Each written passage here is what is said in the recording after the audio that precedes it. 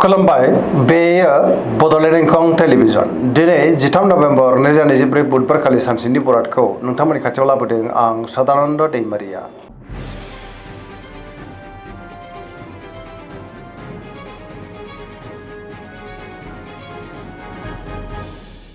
सिगां फरायनो लादों मेष राशि गिबि हांखो अ ल दिनैनि साना जोबोद मोजां जेरावबो जाफुंसारगोन आरो सुथुरखौ गोरलैयैनो फेजेननोबो हागोन।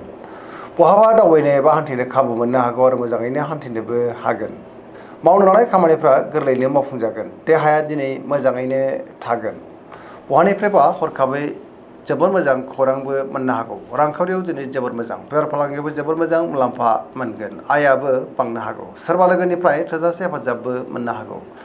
न'खराव बिसि फिसायनि गेजेराव अननानै फैगोन। बिदा फंबायनिफ्राय थोजासे हेफाजाब मोननोबो हागौ। गोसोनि बोलोआ बांगोन। समाजाव दिनै मान मोनगोन। लाइमोनफ्रा जोबोर रमान्टिक जागोन आरो गावबा गावनि गोसोनि साननायफोरखौ फोरमायलायनोबो हागोन। फरायसाफ्रा दिनै फरायनायाव गोसो दुंखांगोन आरो मोजां फिथाइ मोननोबो हागोन। पजिटिभ एनार्जिनि गोहोम गोग्लैगोन। धोरोमारि बिथिङावबो गोसो दुंखांनो हागौ। सरासनस्रायै दिनै साना जोबोर मोजां आरो मोजाङैनो बारग'लांगोन।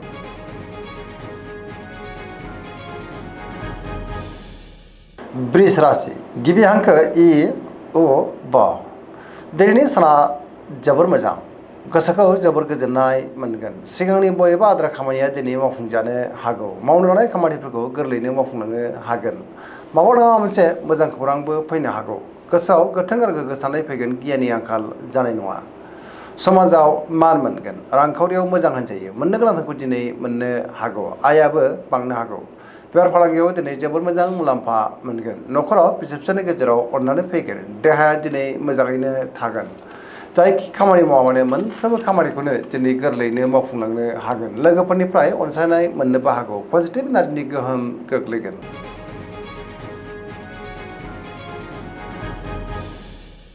मिथुन राशि गिबि हांखो क स दिनैनि साना मोजां आरो गाज्रिनि गेजेरजों बाबेनलांनो हागौ। गोसोआव गोनो गोथो साननाय फैनोबो हागौ। गियाननि आंखाल जानोबो हागौ। नेगेटिभ साननाय फैगोन। गोथों आरो गोग्गो साननो रोंनाय नङा। गावनि गोसोनि साननायफोरखौ गुबुननो फोरमायनोबो गोब्राब जानो हागौ। देहाया बारा मोजां थानाय नङा। गोबां रोखोमनि देहायारि जेंनाजों मोगा मोगि जानांनोबो हागौ। जानाय लोंनायाव दिनै सांग्रां जानांगोन। रांखावरियाव मोजां अब्लाबो नाथाय खरसाया बांनो हागौ। बेफार फालांगियावबो मोजां होनजायो। गोसोनि बोलोआ दिनै लोरबां जानो हागौ। सोरबा लोगोनिफ्राय हरखाबै गाज्रि खौरांबो मोननो हागौ। सोरजोंबा रायखोमा जानोबो हागौ आरो नेगेटिभ एनार्जिनि गोहोम गोग्लैनो हागौ। मोनफ्रोमबो बिथिङावनो सांग्रां जानांगोन।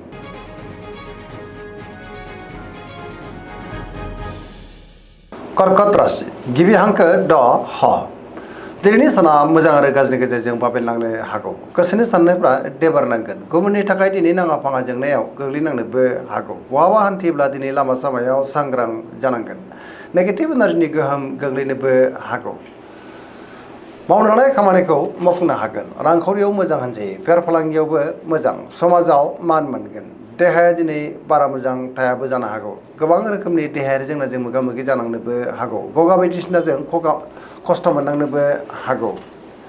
जानाय लोंनायाव सांग्रां जानांगोन। समाजाव मान मोनगोन। फरायसाफ्रा दिनै फरायनायाव गोसो दुंखांगोन आरो मोजां फिथाइ मोनगोन।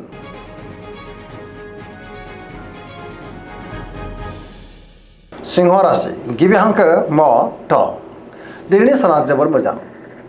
गोथों आरो गोग्गो साननो रोंगोन। पजिटिभ साननो हागोन। मावनो लानाय खामानिखौ दिनै गोरलैयैनो मावफुंलांनो हागोन। सोरबा लोगोनिफ्राय थोजासे हेफाजाबबो मोननो हागौ। समाजाव लोगो लेवा बांगोन।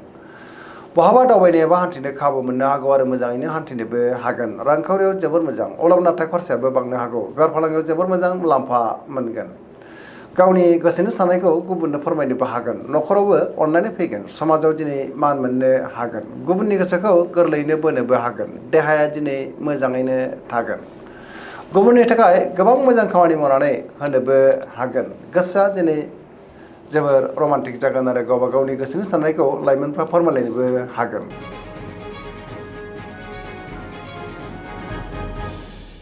कन्या राशि गिबि हांखो प ट दिनैनि साना जोबोर मोजां। गोबां मोजां खाबुबो दिनै मोननो हागौ। पजिटिभ साननो रोंगोन। गियाननि आंखाल जानाय नङा। गोथों आरो गोग्गो साननो हागोन।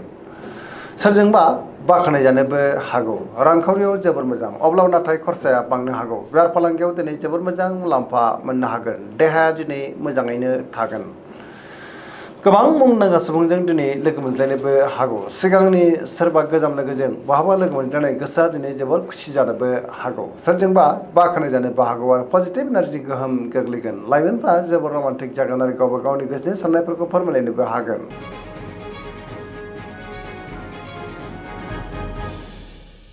तुला राशि गिबि हांखो र ट दिनैनि साना जोबोर मोजां गोबां मोजां खाबुबो दिनै मोननो हागौ सिगांनि बबेबा आद्रा खामानिया दिनै सुस्रांजानो हागौ गोथों आरो गोग्गो साननो रोंगोन गियाननि आंखाल जानाय नङा गावनि गोसोनि साननायखौ गुबुननो फोरमायनोबो हागोन गोसोआव गोथों आरो गोग्गो साननाय फैगोन मावनो लानाय खामानिफोरखौ गोरलैयैनो मावफुंलांनो हागोन देहाया मोजाङै थागोन रांखावरियाव दिनै जोबोर मोजां होनजायो बेफार फालांगियावबो दिनै जोबोर मोजां मुलाम्फा मोननो हागोन न'खरावबो बिसि फिसायनि गेजेराव अननानै फैगोन समाजाव मान मोनगोन गुबुननि गोसोखौ गोरलैयैनो बोनोबो हागोन लोगोफोरनिफ्राय थोजासे हेफाजाबबो मोननो हागौ गोदान थांखि लानो रोंगोन सेंग्रा सिख्लाफोरनि गोसोआ दिनै जोबोर रमान्टिक जागोन आरो गावबा गावनि गोसोनि साननायफोरखौ फोरमायलायनोबो हागोन आरो पजिटिभ एनार्जिनि गोहोम गोग्लैगोन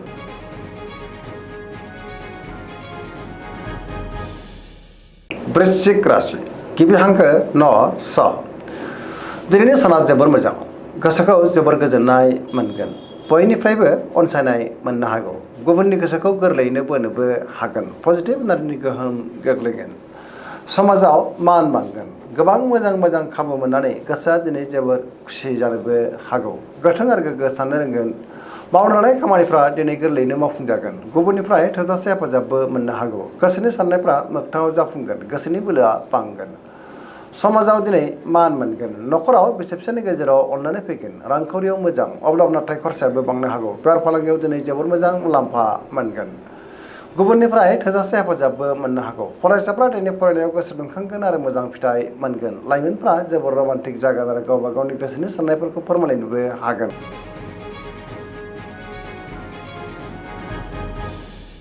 धनु राशि गिबि हांखो ध फ भ दिनैनि साना जोबोर मोजां गोबां मोजां खाबु दिनै मोननो हागौ गोसोआव गोथों आरो गोग्गो साननाय फैगोन गोसोनि बोलोआ बांगोन सुथुरखौ गोरलैयैनो फेजेननोबो हागोन मावनो लानाय खामानिफ्रा दिनै गोरलैयैनो मावफुंजागोन माबा नङा मोनसे मोजां खौरांबो फैनो हागौ गोसोनि साननायफ्रा मोगथाङाव जाफुंनो हागौ रांखावरियाव मोजां होनजायो बेफार फालांगियावबो दिनै जोबोर मोजां मुलाम्फा मोननो हागोन समाजाव मान मोनगोन बहाबा हान्थिब्ला दिनै जोबोर मोजां आरो मोजाङैनो हान्थिलांनो हागोन देहाया दिनै मोजाङैनो थागोन बहानिफ्रायबा मोजां खौरां मोननानै लाइमोनफ्रा जोबोर खुसि जानोबो हागौ आरो पजिटिभ एनार्जिनि गोहोम गोग्लैगोन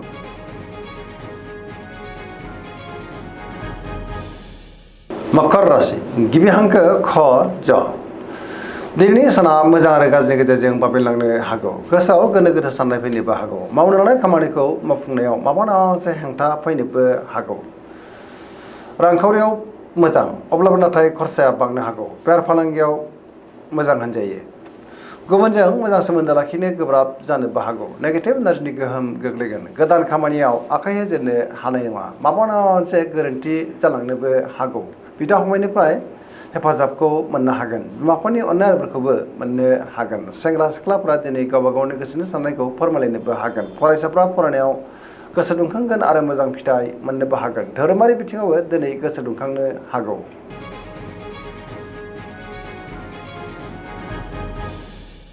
कुम्भ राशि गिबि हांखो ग स दिनैनि साना जोबोर मोजां गोबां मोजां खाबुबो दिनै मोननो हागौ सिगांनि बबेबा आद्रा खामानिया दिनै गोरलैयैनो मावफुंजागोन गोसोखौ जोबोर गोजोननाय मोनगोन मावनो लानाय खामानिफ्रा मावफुंजागोन बहानिफ्रायबा मोजां खौरां मोननानै गोसोखौ जोबोर गोजोननाय मोनगोन समाजाव मान मोनगोन गोबां मुंदांखा सुबुंजों दिनै लोगो मोनज्लायनोबो हागौ सोरबा गोजाम लोगोजों बहाबा लोगो मोनज्लायनानै गोसोआ दिनै जोबोर गोजोननोबो हागौ रांखावरियाव मोजां अब्लाबो नाथाय खरसायाबो बांनो हागौ बेफार फालांगियाव मोजां होनजायो न'खराव अननानै फैगोन बिमा-बिफानिफ्राय अननायफोरखौ दिनै मोननो हागौ बहाबा दावबायोब्ला दिनै जोबोर मोजां आरो मोजाङैनो हान्थिनोबो हागोन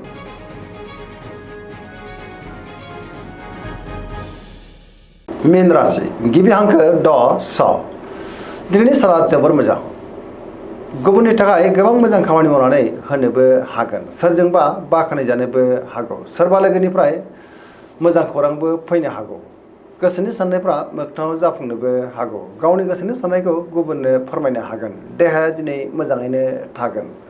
रांखावरियाव मोजां, अब्लाबो नाथाय खरसायाबो बांनो हागौ। बेफार फालांगियाव मोजां होनजायो। न'खराव अननानै फैगोन।